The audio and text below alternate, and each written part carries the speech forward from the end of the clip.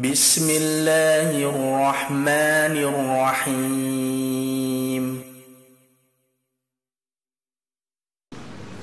Assalamualaikum warahmatullahi wabarakatuh. Bismillahirrahmanirrahim. Alhamdulillahi ala fadlihi wa ala ihsani. Wa asyhadu an la ilaha illallah wahdahu la syarikalah. Wa asyhadu anna Muhammadan abduhu wa rasuluh. Allahumma sholli wa sallim ala nabiyyina Muhammadin wa ala alihi wa ashabihi ajma'in. Ba'du. Bapak Ibu, anak-anakku sekalian jamaah yang dimuliakan Allah, alhamdulillah pada malam ini kita bisa bertemu kembali dalam kajian Sirah Nabawiyah. Dan tentu pelajaran ini sekali lagi sangat penting untuk kita ketahui agar apa yang pernah dilakukan Rasulullah bersama sahabat dalam memperjuangkan agama Allah itu bisa kita pahami dan bisa kita suri tauladani ketika kita juga mewarisi apa yang dilakukan Nabi dalam memperjuangkan agama Allah ini. Waktu saya di WA kemarin itu posisi masih di Makassar, jadi saya di Makassar 5 hari karena ada tugas. Lalu teringat saya, hari Jumat berarti insya Allah sudah bisa di rumah. Dan alhamdulillah kita bisa bertemu saat ini. Kita masih di Perang Badar dan sengaja memang agak saya perpanjang dan perluas sehingga kemudian kita memahami tentang apa yang dilakukan Rasulullah, lalu sikap yang memusuhi Rasulullah itu bagaimana. Nah, nanti akan kita ketahui bahwa ternyata gaya dalam menyikapi apa yang disampaikan oleh Rasulullah dan itu merupakan kebenaran itu masih dipakai orang sampai sekarang. Nah, nanti kita lihat coba. Sekarang kita di poin yang ada dalam Perang Badar itu, dan topik kecilnya adalah An-Nadhiru fi Makkah, peringatan di Mekah. Wa amma khabarul iri fa inna Aba Sufyan wa huwal mas'ulu anha kana ala ghayatin minal hitoti wal hadari. Adapun berita tentang kafilah dagang, sesungguhnya Abu Sufyan yang bertanggung jawab atasnya. Jadi Abu Sufyan itu adalah sosok yang bertanggung jawab tentang kafilah dagang kaum Quraisy. Apa yang dilakukan Abu Sufyan? Sangat berhati-hati dan penuh kewaspadaan. Faqad kana ya'lamu anna tariqa Makkah mahfufun bil ahqari. Ia mengetahui bahwa jalan menuju Mekah dipenuhi oleh berbagai bahaya. Wa kana yatahassasul akhbar.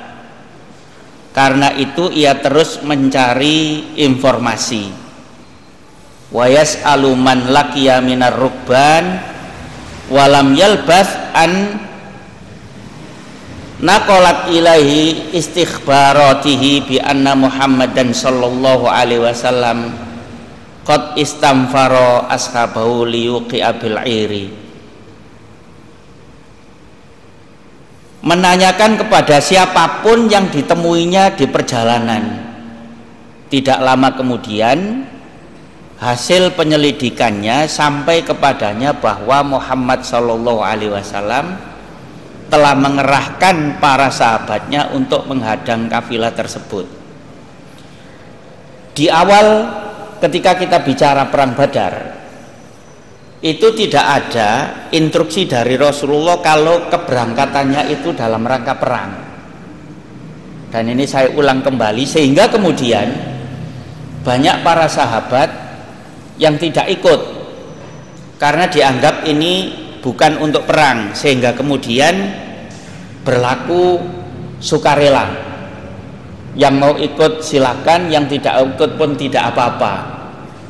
Sehingga kemudian dalam perang Badar itu secara hukum tidak ada celaan bagi orang yang atau bagi sahabat yang tidak mengikuti perang itu.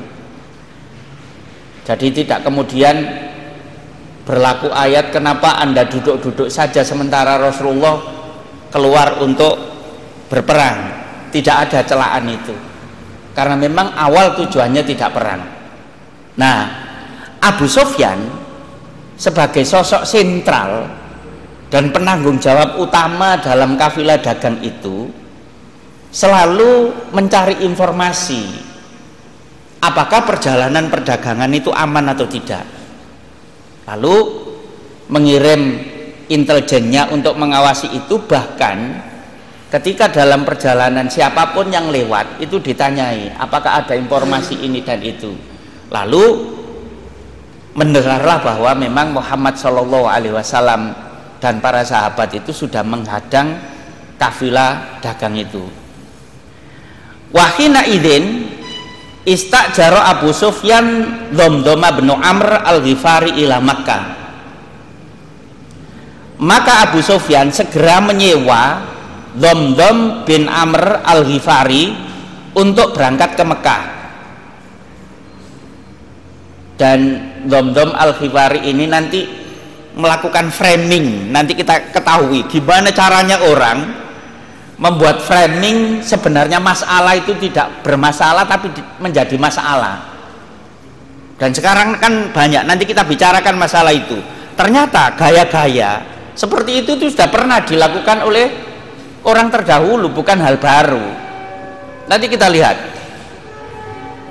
Mustasrikhun li Quraisyin bin Nafiri ila airihim, meminta pertolongan Quraisy agar keluar menghadapi bahaya yang mengancam kafilah mereka. Liyamna'uhu min Muhammadin sallallahu alaihi wasallam wa ashabuhu, dan melindunginya dari Muhammad sallallahu alaihi wasallam beserta para sahabatnya. Wa kharaja Dhamdham sari'an hatta ata Makkah fasaraka bi batnil wadi waqifan ala ba'irihi wa qad jada'a anfahu wa hawwala rihalahu wa syaqqa qamisahu wa huwa yaqul ya ma'syara Quraisyin al-latima teriak-teriak begitu, amwalukum ma'abi Sufyan qad uridolaha Muhammad fi ashabi la aro an tadrakuha al-ghawthu. Jadi al-ghawthu itu kalau bahasa Anda itu tolong begitu. Nah, saya baca terjemahannya dulu. Dhamdham pun berangkat dengan cepat hingga tiba di Mekah. Ia berteriak di lembah Mekah sambil berdiri di atas untanya. Hidung disayat sehingga keluar darah. Kemudian pelana dibalikkan dan bajunya dirobek, lalu ia berseru. Nah, ini framing ini. Sebenarnya kan nggak ada apa-apa, tapi Dhamdham itu membuat gaya begini. Jadi hidung untanya dilukai, kemudian pelananya itu dibalik biar semrawut. Lalu bajunya dirobek-robek, seakan-akan bahwa dia itu teraniaya dan teriak-teriak minta tolong. Maka dia berseru begini, wahai kaum Quraisy, tolonglah, kafilah dagang kalian bersama Abu Sufyan telah diincar Muhammad bersama para sahabatnya. Aku tidak melihat kalian akan sempat menyelamatkannya. Segeralah bantuan, segeralah bantuan, artinya segera kasih bantuan, segera kasih bantuan. Dom-dom itu memang sudah disewa oleh Abu Sufyan untuk memprovokasi orang Mekah, padahal belum ketemu Muhammad loh ya. Nah, itu framing, sehingga kemudian sebenarnya tidak ada masalah, belum ada masalah, tapi dia sudah membuat ulah ketika dia berada di lembah yang ada di kota Mekah dan memberi pengumuman terhadap penduduk Mekah. Nah, notabene adalah kaum Quraisy itu membuat ulah begini, bajunya disobek-sobek, pelana yang ada di atas unta itu diacak-acak, hidung untanya itu disayat sehingga keluar darah. Ketika orang melihat, apalagi dom-dom itu sudah teriak-teriak minta tolong, itu spontan bahwa ini ada bahaya besar, sehingga kemudian penduduk Mekah terprovokasi. Nah, gaya-gaya seperti itu nanti kita lihat apakah dipakai orang saat ini atau tidak. Perhatikan baik-baik, nanti ada pelajaran penting. Nah, pelajaran penting dari kisah Abu Sufyan dan seruan Quraisy. Sengaja setiap topik kecilnya saya kasih analisa untuk mengambil pelajaran penting, lalu kita korelasikan, kita hubungkan dengan kehidupan sekarang, sehingga ketika kita mempelajari sirah nabawiyah itu, andai kata tidak sempurna, itu sudah mendapatkan wawasan yang agak luas. Lalu kita memahami, oh ternyata orang-orang dulu dalam memframing sesuatu dan memprovokasi orang itu sudah ada, bukan hal baru. Pelajaran penting, satu, kewaspadaan dan perencanaan. Abu Sufyan sangat berhati-hati, ia mengumpulkan informasi, menganalisis situasi, lalu segera mengambil langkah antisipasi. Itu yang dilakukan oleh Abu Sufyan. Pelajaran pentingnya, dalam kehidupan sekarang, kewaspadaan dan strategi sangat penting, baik dalam dunia bisnis, politik maupun kehidupan sehari-hari. Informasi dan intelijen data adalah kunci pengambilan keputusan. Ini perlu saya sampaikan kepada jamaah dan adik-adik sekalian. Apapun, dalam kondisi apapun, kewaspadaan itu penting. Apalagi kalau memang ada informasi bahwa setiap saat ada bahaya mengancam, itu harus ada analisa by data. By data itu menggunakan data. Jangan dianggap sesuatu itu biasa-biasa saja, karena nanti kalau sudah kejadian itu menjadi luar biasa dan kita tidak siap. Itu penting. Pelajaran yang kedua, peran informasi dan propaganda. Abu Sufyan tidak hanya berhenti pada kewaspadaan, ia menggunakan Dom-dom bin Amr dengan cara yang dramatis. Cara yang dramatis, kan Dom-dom itu hanya disewa untuk pulang ke Mekah memberi tahu kepada warga Mekah kalau ada bahaya, dan sebenarnya belum ada. Tapi Dom-dom itu membuat ulah dramatis, kayak dia sudah tersiksa. Begitu. Nah, memotong hidung unta, membalik pelana, merobek baju, dan berteriak-teriak, semua itu simbol untuk mengguncang emosi Quraisy agar segera bergerak. Kalau hanya sekedar minta tolong lalu tidak membuat sesuatu yang dramatis, itu kayaknya biasa-biasa saja. Orang tidak terprovokasi, dan kemudian orang tidak segera respon tentang kondisi yang sebenarnya.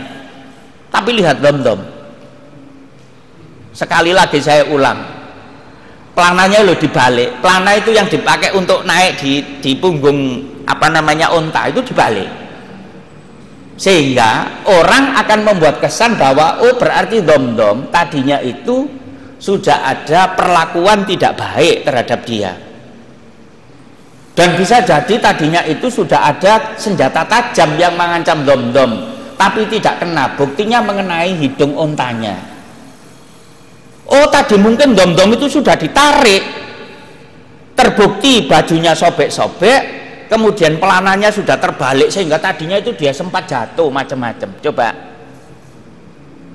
Dan itu framing namanya. Framing itu kan sesuatu itu ditaruh dalam lingkaran yang tujuannya adalah orang itu akan memahami apa yang diinginkan oleh orang yang memframing itu, padahal sebenarnya tidak begitu. Sebenarnya tidak begitu. Nah, kalau saya biasa-biasa saja masalah begitu. Saya ambil contoh misalnya. Pernah pada satu saat ada orang memberi jadwal khutbah terhadap saya. Terus kemudian jadwal khutbahnya itu pasaran. Jadi ada Jumat Page, Jumat Kliwon, Jumat Legi, Jumat Pahing, Jumat Pon. Begitu.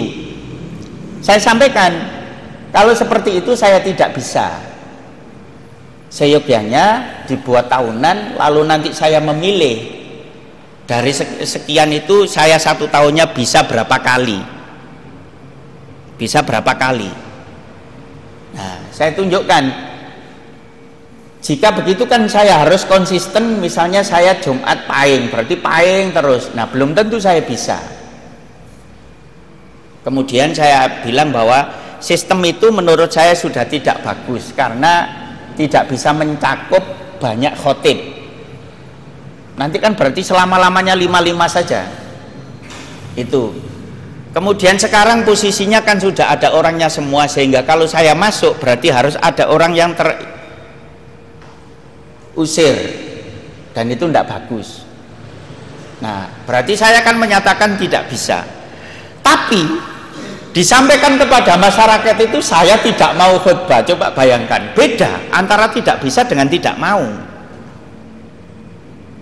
Tidak mau itu kan berarti menolak, tapi tidak bisa kan karena posisi itu. Nah, kayak gitu namanya framing. Sehingga kemudian dianggap oleh masyarakat bahwa saya tidak mau khutbah. Padahal tidak bisa kalau sistem itu. Biasanya saya memilih dalam satu tahun bisa berapa saya. Kan saya khutbahnya nggak kemana-mana kan. Nah, begitu-begitu jangan dilakukan adik-adik. Artinya memilih kata untuk menyampaikan kepada orang pun itu jangan menimbulkan masalah. Sebenarnya tidak bermasalah, tapi karena Anda memilih kata yang nanti akan dipahami oleh orang lain berbeda, itu menimbulkan masalah. Nah, kayak ini dom-dom ini sebenarnya kan belum ada masalah, wong belum ketemu Nabi Abu Sufyan dan dagang itu. Tapi cara dom-dom bin Amr dalam memberi pengumuman dan minta tolong itu mendramatisir suasana. Pelajaran pentingnya, di era modern, media, narasi, dan simbol sangat mempengaruhi opini publik. Orang bisa digerakkan bukan hanya dengan fakta, tetapi juga dengan framing emosional. Ini agak saya perluas. Sekarang untuk memfitnah orang itu gampang. Kadang orang itu ceramah dengan narasi yang sempurna, tapi nanti dipotong oleh orang yang ingin membuat fitnah itu, ada potongan kalau dipahami menjadi masalah, dan itu yang di-share di media sosial, sehingga kemudian seakan-akan orang itu memprovokasi dan menimbulkan masalah begitu. Nah, misalnya begini, saya ambil contoh bagaimana orang memframing. Dan sekarang kan membuat editan video itu gampang, ya kan?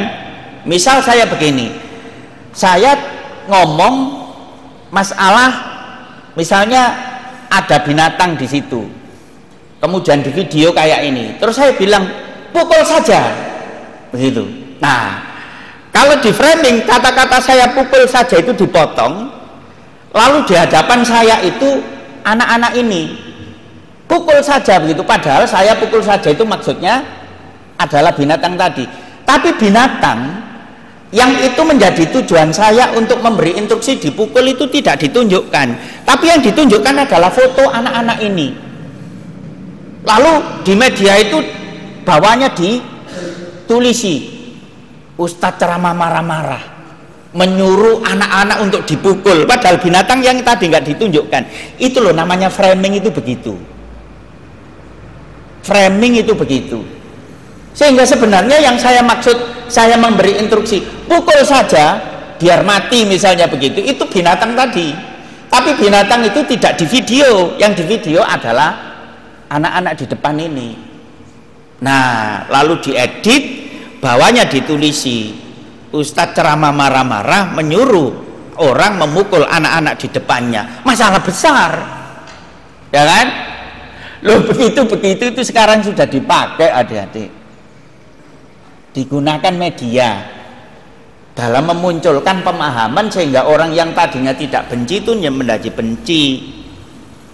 Untungnya Allah sudah memberi instruksi, karena Allah yang membuat kita itu sudah tahu nanti begitu itu mesti ada, sehingga muncul ayat di surat Hujurat itu, ya ayyuhalladzina amanu in ja'akum fasikun binaba'in fatabayanu. Itu kalau ada berita yang barangkali itu kok di framing, ya kan, tabayun dulu lah biar tidak salah. Coba. Nah, dikira oleh orang-orang bahwa model-model begitu adalah model baru. Sebenarnya gaya-gaya begitu, pola-pola begitu itu sudah dipakai oleh orang-orang terdahulu. Luar biasa gaya orang itu. Kemudian solidaritas komunitas. Seruan dom-dom menunjukkan bagaimana masyarakat Quraisy terikat secara emosional terhadap kafilah mereka. Kepentingan bersama membuat mereka bersatu untuk menghadapi ancaman. Pelajaran pentingnya, di masa kini solidaritas sosial sangat penting menghadapi tantangan bersama. Bencana, ancaman ekonomi atau konflik, namun harus diarahkan untuk tujuan yang benar, bukan kebatilan. Artinya apa? Solidaritas komunitas, solidaritas emosional, solidaritas sosial dalam menghadapi sesuatu itu penting. Apakah itu di sektor bencana, ancaman ekonomi, konflik, semuanya itu harus ada solidaritas. Yang terpenting tujuannya adalah untuk kebaikan. Jangan sampai membangun solidaritas sosial itu dalam kebatilan. Yang dibangun dom-dom itu kan solidaritas komunitas, tapi untuk kebatilan. Apa? Ingin memusuhi Muhammad SAW. Tapi memang betul dengan model itu orang kafir Quraisy Mekah terprovokasi dan bisa membangun emosional mereka. Itu yes, kayak misalnya sampean ya, sampean ini punya solidaritas komunitas di sini, lalu memprovokasi temannya untuk menghadapi ancaman. Ada lawan di luar sana, ada komunitas lain yang jumlahnya juga sama. Nah, salah satu di antara anak-anak ini ada yang bermasalah dengan komunitas lain di luar sana. Kemudian ketemu di jalan, sebenarnya baru tengkar lewat omongan, tapi kemudian karena membangun emosional temannya, dia kesini tapi sudah ini dimerah-merahkan wajahnya, padahal belum bersentuhan tadi. Lalu mendramatisir suasana. Lihat, saya ini sudah dipukul, apalagi bajunya sudah dirobek sendiri. Loh, sampai baju saya ditarik robek. Akhirnya yang di sini semua siap. Semua siap. Masalah kalah menang urusan belakang kan begitu. Nah, artinya apa? Poin pentingnya adalah membangun komunitas yang kuat, solid. Itu penting dalam menghadapi apapun. Coba andai kata misalnya saya ambil di ancaman ekonomi. Andai kata umat Islam itu bisa membangun komunitas dalam sisi bisnis dan memperkuat satu sama lain, itu luar biasa. Tapi sampai sekarang belum mampu untuk menghadapi itu. Sementara yang di luaran sana yang menguasai ekonomi itu punya solidaritas komunitas, satu sama lain menguatkan, sehingga kemudian sekarang terkesan hampir-hampir tidak bisa digoyahkan perekonomian mereka. Sementara kita masih disibukkan tentang percekcokan mazhab, disibukkan tentang percekcokan khilafiyah kecil, dan kita lupa tentang hal-hal itu. Kemudian solidaritas komunitas sesama muslim itu lemah, sehingga kemudian mudah dikalahkan. Yang terpenting, sesuatu yang baik itu perlu ada solidaritas komunitas.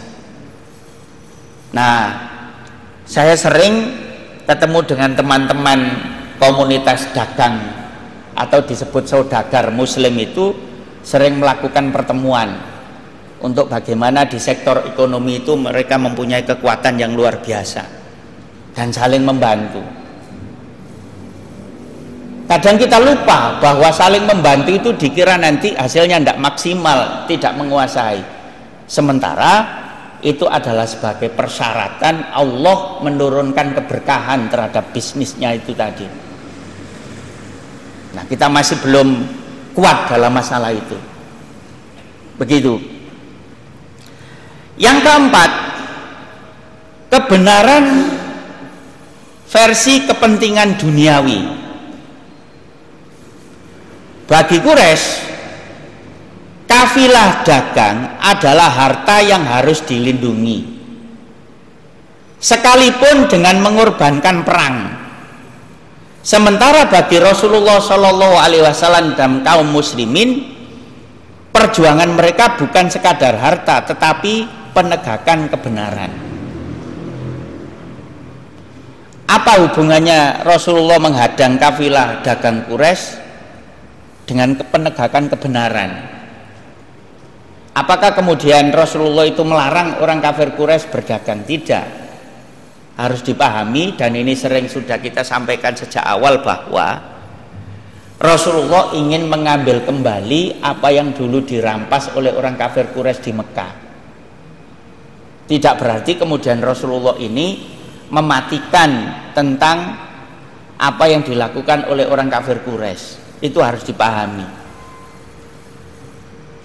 Pelajaran pentingnya dalam kehidupan sekarang, banyak orang rela berkorban demi kepentingan duniawi, apakah itu ekonomi, politik, bahkan sampai melanggar moral. Islam mengajarkan agar perjuangan utama adalah menegakkan kebenaran, bukan sekadar mempertahankan kepentingan sesaat. Nah, ini kan sekarang kita sudah pahami semuanya tentang ini. Artinya dalam kehidupan sekarang banyak orang rela berkorban demi kepentingan duniawi, apakah itu di sektor ekonomi atau politik, bahkan sampai melanggar moral. Dan itu fakta sekarang. Bahkan sudah termediakan sehingga kemudian bisa diakses oleh siapapun.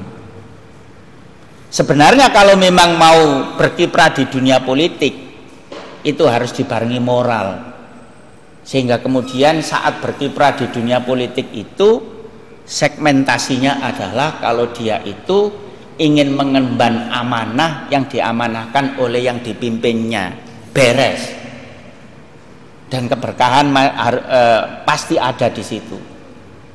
Tapi lagi-lagi kemudian kadang diwarnai dengan moral yang tidak etis, kemudian menyulut kemarahan sekelompok orang.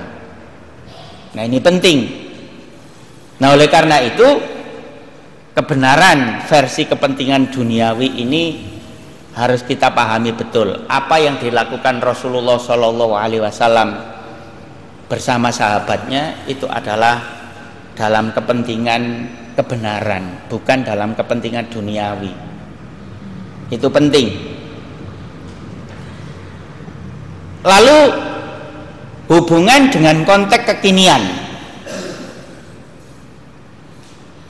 dalam politik, misalnya narasi dan propaganda sering digunakan untuk membakar semangat massa. Umat Islam perlu kritis agar tidak mudah terprovokasi oleh isu yang dibungkus secara emosional. Saya ulang lagi, dalam politik narasi dan propaganda sering digunakan untuk membakar semangat massa. Umat Islam perlu kritis agar tidak mudah terprovokasi oleh isu yang dibungkus secara emosional. Saya ingin mengkritisi apa yang terjadi kemarin. Bagi saya pribadi, orang boleh menyampaikan aspirasinya, apakah melalui demo dan seterusnya. Tapi dalam Islam, melakukan pembakaran, perusakan itu tidak dibenarkan. Bagaimana wong dalam undang-undang perang saja loh ya, perang itu kan sudah puncak dari konflik. Itu Nabi menginstruksikan jangan membakar pohon, jangan merusak rumah orang, jangan menganiaya orang yang tidak ikut perang dan seterusnya. Coba, itu pelajaran sejarah. Lalu bagaimana kita yang mengatakan bahwa kita ini adalah sebagai pewaris Nabi Muhammad SAW, lalu dituntut mempelajari sirah nabawiyah, kemudian mengekspresikan ya toh, apa yang ada dalam pikiran kita kemudian diwarnai dengan hal-hal yang melanggar aturan yang sudah diatur oleh Muhammad SAW. Luar biasa kemarin itu. Saya waktu di Makassar kemarin sempat melihat kantor DPR provinsi itu dibakar habis itu. Bahkan lampu-lampu merah itu wis nggak berlaku semuanya. Nggak usah jauh-jauh, di Surabaya saja banyak yang dibakar. Kenapa harus melakukan itu? Islam tidak melarang dalam hal menyampaikan aspirasi, tapi mbok yo harus diwarnai dengan moral, dengan etika, sehingga kemudian tidak merugikan banyak hal. Nah, padahal di kaidah fikih itu sudah ada la dororo wala diror. Jadi tidak ada hal yang menganiaya dan orang tidak boleh ada yang teraniaya. Jadi teraniaya tidak boleh, menganiaya juga tidak boleh. Nah, konsep la dororo wala diror itu saya beri contoh sederhana saja. Bagaimana kaidah fikih itu diterapkan. Saya ambil contoh sederhana.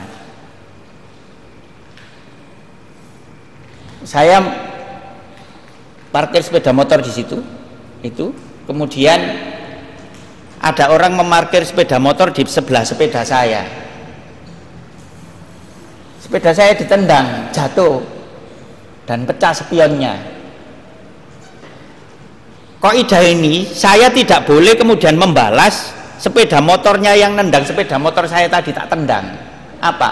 Pertanyaannya, kan sepeda saya, motor saya ditendang itu yang pecah kan spionnya. Andai kata sepedanya saya tendang, apakah nanti yang pecah spionnya atau ke yang lain juga? Kan nggak ada kepastian. Bisa jadi spionnya rusak, bisa jadi juga yang lainnya rusak. Maka kemudian nanti muncul balasan baru.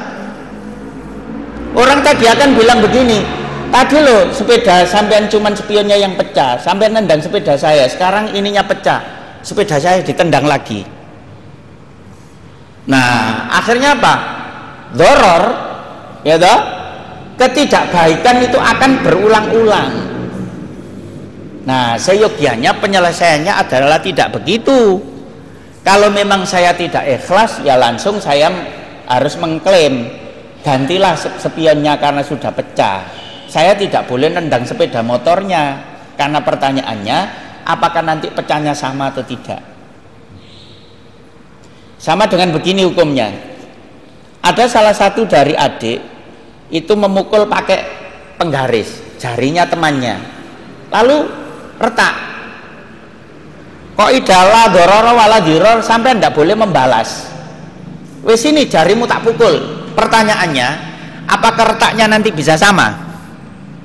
Ataukah lebih parah? Ataukah justru bisa jadi saking kagetnya terus mati juga? Masalah besar kan? Nah, makalah kemudian Islam itu tidak boleh membalas untuk memukulnya, tapi apa? Bayar dendanya saja. Nah, kayak gitu. Nah, artinya apa maksud saya? Apa yang dilakukan oleh sekelompok orang kemarin itu menjadi masalah yang lebih luas, dorornya lebih luas. Pertanyaannya, habis dibakar apa tidak direnovasi kembali? Direnovasi kan? Uang renovasi itu uangnya siapa? Kan uangnya yang membakar juga, dan mungkin lebih banyak. Nah, begitulah. Nah, sehingga kemudian Sirah Nabawiyah kita pelajari itu dalam rangka menuntun instrumen hidup kita, dan kita harus memahami masalah dalam agama. Begitu.